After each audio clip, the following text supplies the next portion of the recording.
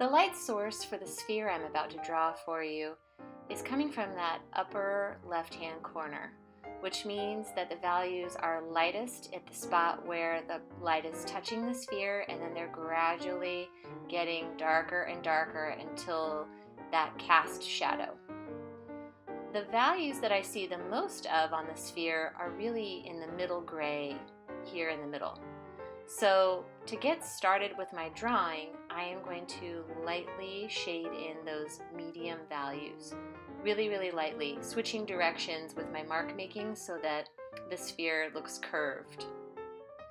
Then my next step is to pencil in the cast shadow. So to find where it starts, I'm going to find that point on my reference picture, look on my sphere drawing, find the same point, and then make a little mark to show where that cast shadow starts. Then I'm going to go over to the right hand side of that sphere to find where the cast shadow comes out from the side of the sphere.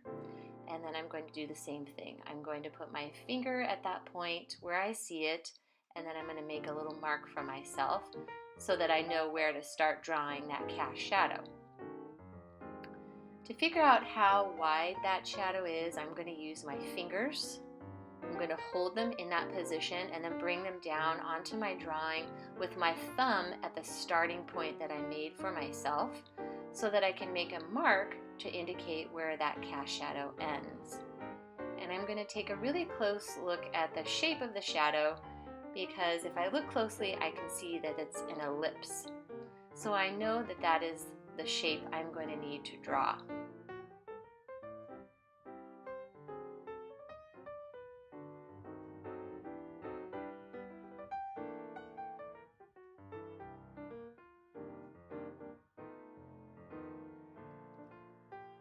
Now I've got those light medium values and I've got my ellipse penciled in. I'm going to start darkening some of the values in this sphere.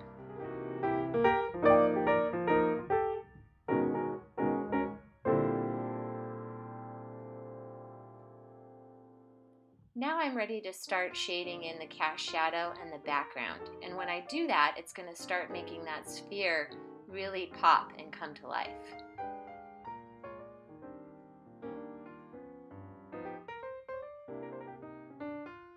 Now I have my darkest value in, which is my cast shadow, and I've done a cross hatching to create a medium dark value for that background.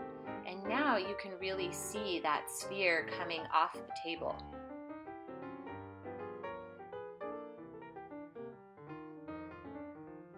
I made sure that I made that edge really sharp underneath the sphere. Now I'm going to go back in and darken my values even more where I see that they're a darker gray. And then I'm going to work on that chiaroscuro effect so that I make sure that all of those values blend seamlessly one into the other, and make sure that I leave that reflected light shown at the bottom.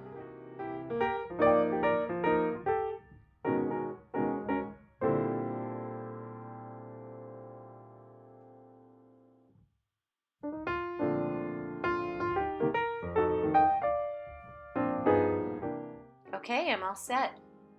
I've got those light to dark values on the sphere. I've got the highlight, the cast shadow, and the reflected light, and a little bit of background happening with that cross hatching. Now I'm going to show you what it would look like if I were to do this drawing using pen and ink only and cross hatching marks.